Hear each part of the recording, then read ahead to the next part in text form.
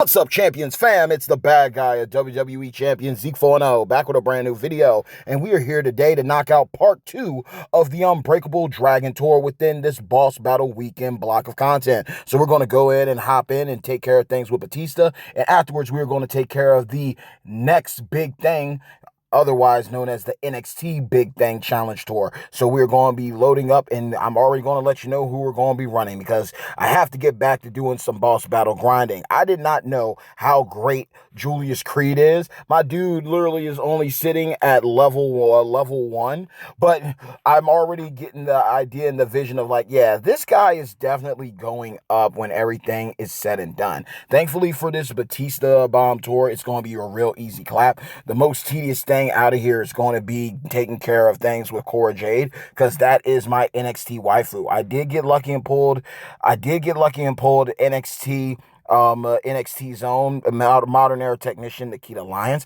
I do have her on the squad, but nonetheless, I am going to be using my girl Cora. But right now, we're going to go ahead and get back to business. We are knocking out everything you can.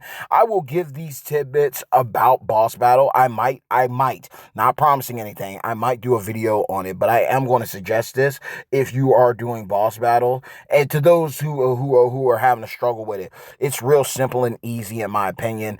Have the proper boss breaker abilities. You definitely want to make sure that you have those in order. You also want to make sure, just like similar to faction feuds and flash feuds, you make sure that you are rolling with people that are on the in the same time zone as you, or at least close enough to it. Or if you're willing to do it, stay up and stay committed to the grind. I personally believe if you got everyone spread out, right, you can carry certain people. So let's say there's someone in your squad that does have Cody Rhodes, the story continues, or does have a Julius Creed for those level 20s, right?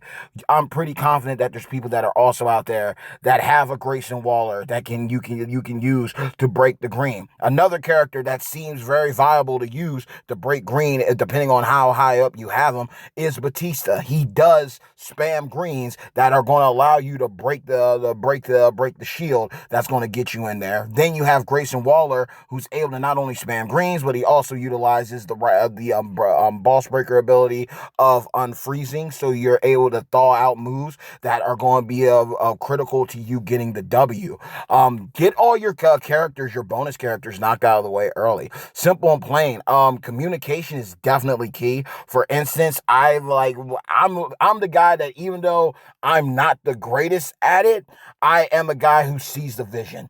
And what I'm saying is that, like, I might not have all the top tier guys or waifus for these boss battles, but I am the kind of guy, I am the guy who likes to communicate and look at it as if, look, we stand united, but divide and conquer, in the sense of, hey, maybe you don't have the strongest roster, but I know that you got Brutus Creed. I know that you have to have at least Batista Bomb. So why don't y'all knock out the level 6s? Why don't y'all knock out the level 11s? Okay, you got Terry Funk. You went ahead and bought the 6-star pack like I did. You went ahead and worked him up from that free 3-star bronze. You got blessed with Striker Drew in one of the polls when he debuted, or later on, right? Okay, why don't we run squads of them? Have a couple people in there that do have the boss breaker abilities that are going to get us through and get us to the finish line, but also we're covering as much as we can. All right, you got strong tech guys. All right, I got a Nation of Domination Rock. I got CM Punk. You got Julius Creed up the 6-star gold or 6-star silver. Let's tackle these level 16s together. That's how you want to run things. You want to dominate. You want to get it done so you can enjoy your weekend. Faction Boss is literally a thing where everybody can work together, be coherent, take care of your tech and your Batista Bomb requirements at level 6. Take care of your tech still 16s. Take care of your 11s with Brutus, Terry Funk, Drew McIntyre. Take care of your Julius Creed and your Cody Rhodes. Take care of everything. And then you can get everything knocked out, right? You can get everything taken care of. You can get it all out of the way. And then you can just focus on building people up.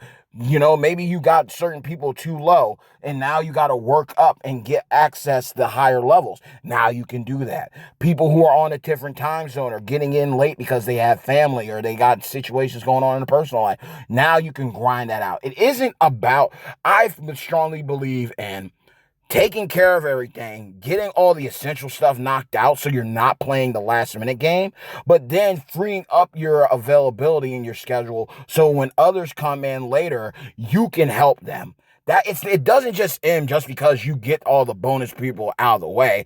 Now you can focus in, and really that's like the teamwork makes the dream work thing. You can't do this stuff alone. You can't. That's why they made this game the way it is. They want you to rely on others. They want you to do what you can as an individual, but they also want you to realize you can't get through this game alone. You're going to get a lot more resources and rewards by being a part of a team, being a part of a family that can communicate regardless of the time zones, regardless of the places they are in the world. You want to roll with people that are going to get you, that are going to have your back. And that's one thing that I do love WWE champions for, because that is something that has always been pivotal in this game ever since they brought in this coronation of content. They make it so like, hey, you're going to be able to do some things by yourself, but other things, oh, why did I do that? Other things you're going to have to be like, look, chill out. You can only do so much. You're going to need a team. You're going to need people that have your back. And that's exactly what they did with this game. And they've built upon it more and more and more. We had invasions for a while. That got scrapped. Now we got boss battle. You got it with faction feuds. Going on to days where you had like 5 or more people. Now it's down with the 2v2s. But at the end of the day, you got somebody that has your back. You got somebody who's in the foxhole with you, and you're not alone. So basically, long story short of it, make sure that you all in, regardless of who you're using, whether even if you don't have the required people, make sure that you have boss breaker abilities that are going to help out the squad, that's going to help out your team when they need you the most, right? Make sure that you have that on lock. Make sure that you got that on lockdown, and make sure that you're communicating. Divide and conquer, but staying united. If you've got people that are on the lower tier things when it comes to their roster and the superstars, they got to at least have the free-to-play MLCs, right? Utilize them. Take care of the things. If you got a weak roster, well, we're not going to be looking for you to be doing stuff in the level 20s or higher, right? Do what you can at the lower base. Do the 6s. Do the 11s. Help out where you can, so people can look and say that your leaders of your faction can be like, you know what? He or she might not have been able to do that, but they took care of this. And you know what? Even after we got everything maxed out and taken care of, they kept going. So you want to make sure that you're communicating. You want to be smart when you're doing this type of gameplay. You also want to make sure that you're doing your due diligence. You want to make sure that you're staying on top of everything and anything. And always, please have boss breaker abilities. If you can't if you can't utilize the higher end required superstars, use your heavy hitter go-tos. They're still going to be putting up damage. They could have an essential boss breaker ability that's going to help out with everything, and you can just keep on rolling. So that is very critical. I definitely think that's something that everyone needs to do. Invest in your boss breaker abilities. The key ones, the ones that you need the most. Helping hand, unfreeze, cracking the shield. There's always going to be one rotating. There's always going to be one that's going to be more important than the other when everything is said and done. But inevitably, you still want to make sure, if you can't do everything, be good at something. Bring in someone. It's like they might not make sense. They're like, wait a minute, that's not a required character. Yeah, but they have the boss breaker ability that we're going to need to take down this boss without any problems or issues. So that is what you want to look at it. There are pros and cons to any type of content. There's pros and cons to life. Do what you can, get in where you fit in, and know at the end of the day, you left it all on the floor. You left it all on the table. You gave your best. You did your best. But most importantly, you had fun, and everybody walked out better because of what you decided to contribute and give out. So that's how you want to look at things for sure when it comes to boss battle, let alone flash feuds or faction feuds, any type of content in this game. You want to do your due diligence here. You want to make things work out for the better. Now, we are going to see how this goes, because honestly, we'll see how this goes with the multiply gems. Yeah, we will see how this goes with the multiply gems because honestly, I got a feeling, okay, we fought it back. I did not want to put on my submission if I knew that she was going to basically force me to miss the turn where my gems got buffed. So that was my whole thing. I did not want that to happen. And thankfully, that just took place. So let's go ahead and run this here. All right. Because I think she broke some. If she didn't, it's all good. Boom. Drop that. Did a little bit. It ain't the end of the world. She's going to use that. We got a lot going on. So she could hit us hard right now with the multiply gem. But with Cora Jade, I've been thankful that I love running her a lot and she works like a dream, but it's also a thing of keeping things in consideration. Like what you don't want to miss that turn where all that big boy damage or big girl damage happens. So you always want to make sure you're paying attention. I'd rather push the bar back so I can have some wiggle space. It doesn't force a pin. I have to use the buff turn to kick out. I'd much rather, and literally, I'd much rather just go ahead and like fight back and nudge it back a little ways so then I know that at least I tried. That's where my head is at with it. So we're going to go ahead and drop that. We're going to make the wild card up there. We're going to keep the one on the turn. Boom, drop everything down. She's taking ours, so that's going to stack our damage. We're taking her down and we should be able to hit really hard. We're going to put some more down here. I love running Cora Jade, but like I said, 100% gem damage trap for her, 100% gem damage trap for Liv, especially with that moment. We will see how the cards fall or how the dice roll with it with everything set. But we're going to go ahead and knock this out. This should take out Raquel, and it did. And normally, because of her trap gems, the opponent breaks them, get a buff. You break them, you get some health back. So that's really a good double standard in a sense when it comes to the abilities of her trap gems. You're either gaining health or you're dealing more damage. That's basically what's happening. So we're going to finish up. We're going to do the last part of this, and then we're getting out of here because we got some more boss battles to do. I definitely wanted. Just got off of work. We're going to take care of this, and then it's going to be nighty-night. It's not that many points here. It really isn't, but we're still going to do our due diligence. We're going to do what we got to do, hop out, take care of you, my beloved champions fam, and then we're going to roll out and roll out into the sunset and help out. And again, depending on how I'm feeling, if I'm exhausted or anything, we might do a video. I might do a video. You might get a video from me pertaining to boss battle, but if not, it's not the end of the world, y'all.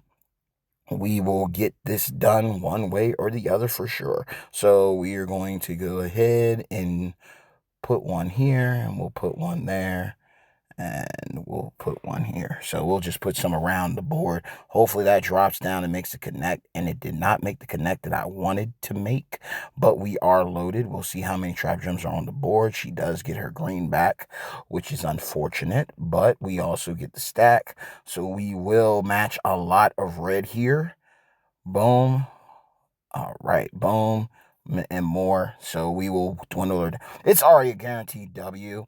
That's the beauty about Cora. Cora is really fun. I don't even have the NXT moment for her. And that's another moment. That moment, Tiffany Stratton's moment, the Imperium moment, those are moments for me that I personally want to seek out. Those are the ones that I'm going to go after in the future. But I'm also not going to lose no sleep on it if I miss out on certain ones. I'm grateful that I chose the champions of 2023. I'm grateful that I opted to go with that one, this go around, seeing what it can do for people, for different champions, seeing what can happen, well, like how high and obtained it makes Liv Morgan, the Cowboy Bob, to even Terry Funk. Even if I don't get Indy, I know what this is going to do. So I'm just grateful for that. We're just going to go ahead and do something like this. We'll put this down here. We're not going to, there should be enough traps on the board that we will be able to load up the red again. That's what we hope for, right? Okay. Well, I mean, technically she did do that, so we will see how this goes. We did stack some damage. We will go ahead and hit the pin. And if we get hit back, we get hit back. I mean, it's a fair bout, right? It's a 6-star gold against a 6-star gold. So okay, that wasn't too much. That wasn't a lot. But okay, she used that. She's going to put multiply gems down on the board. And okay, we might get hit. But if anything gets loaded up, it's not the end of the world either, because we do have the sub. We can sub her down. We can spam gems to cover those. So we're going to go over this. I did enjoy doing the NXT Women's Tour for midweek prize mall medallions, utilizing the Raquel that I got at 6-star silver at level 1. Those were some fun shenanigans. Those were definitely some fun shenanigans right there. Right, we're going to go ahead and we're going to do 2 row breaks right here. We're going to put that right there. And we'll put one here too. We will do that. We will get some red. We'll get some red loaded up halfway at least. And then we're going to sub her down a little bit. It's not going to be as many traps as I wanted. And she's loaded up again. But we will do our due diligence. So we will stack that. So we will knock that out.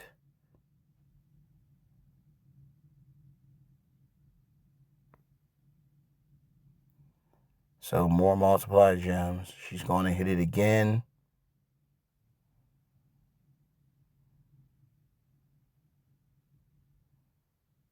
She's going to load up. Raquel is a problem. The only downside about powerhouses is that when it comes to powerhouses in this game for waifus, there's only so many. So it's like the pool is so small. It's kind of one of those situations like, what do you do? Like, literally, what do you do in this situation? So we're going to go ahead and we will take that, because that's an easy one right there. Easy one for sure. All right, then we got that. We're not going to get too far with it. We will just go ahead and take that right there. Boom. So we'll drop that down.